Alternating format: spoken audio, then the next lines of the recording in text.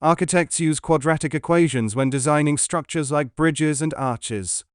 Engineers use them when designing structures, analyzing electrical circuits. Quadratic equations are frequently used in physics to model various phenomena like projectile motion, the motion of planets, and etc.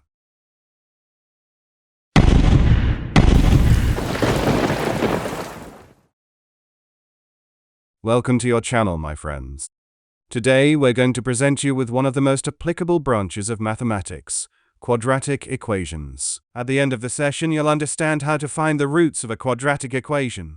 As you know, we call this kind of equation a quadratic equation, where a, b, and c are the coefficients. There are several methods to find the roots of a quadratic equation, and here are the most common ones: quadratic formula, factoring method, completing the square, graphical method. In this video, we will focus on the quadratic formula and the factoring method.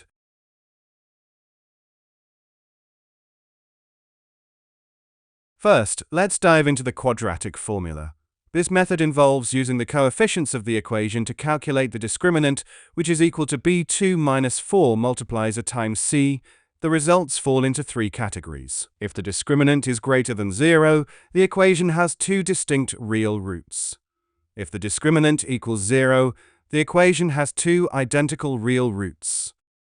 If the discriminant is less than 0, the equation has no real roots but instead has two distinct imaginary roots.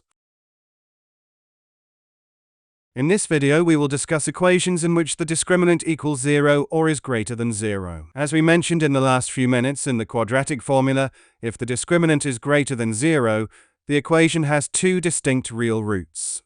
To find these roots, we use the quadratic formula, which is x equals negative b plus or minus the square root of the discriminant divided by 2a. We also learned that if the discriminant equals 0, the equation has two identical real roots, which can be found using the formula x equals negative b divided by 2a.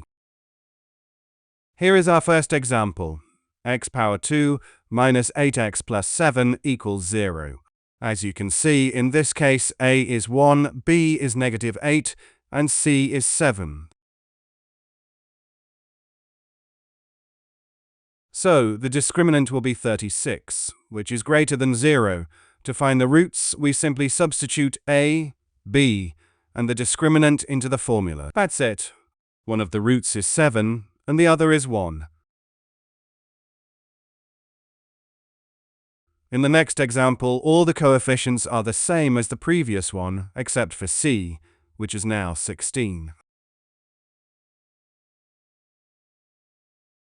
The discriminant is 0. This means the equation has two identical real roots, both of which are 4. The last example is identical to the previous one, except for c, which is now 17. So, the discriminant is negative 4, which is less than 0.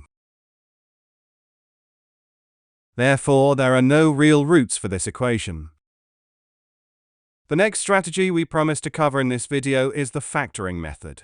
In this approach, we reorganize the equation to make it equal to 1.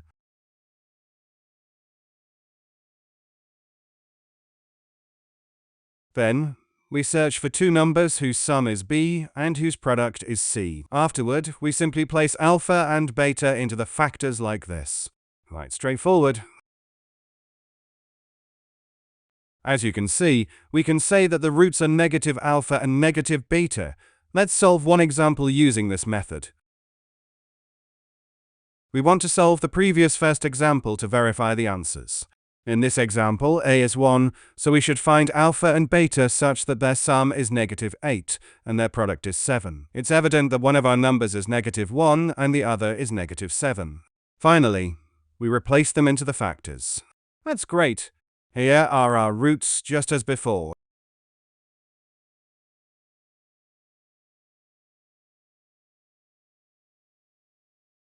We've presented you with some examples to solve. Feel free to pause the video, work through them, and then check whether your answers are correct or not. We hope this video has been helpful for you. If it has, please consider hitting that subscribe button to support us. Your support motivates us to create more valuable content for you. Also, Share your thoughts about the channel and its videos in the comments section. Let us know what you'd like to see in future sessions. See you in the next session.